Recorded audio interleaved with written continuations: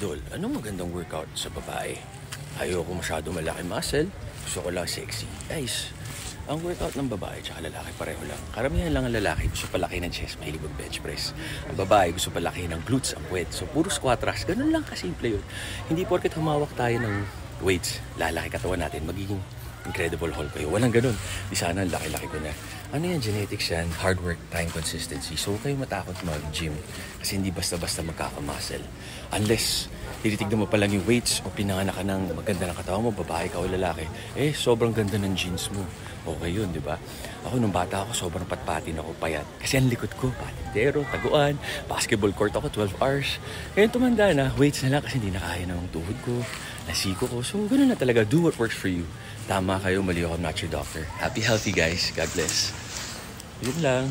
Happy birthday, Mami Yuki, Daddy Honey. Happy anniversary, mahal. Love na love. God bless.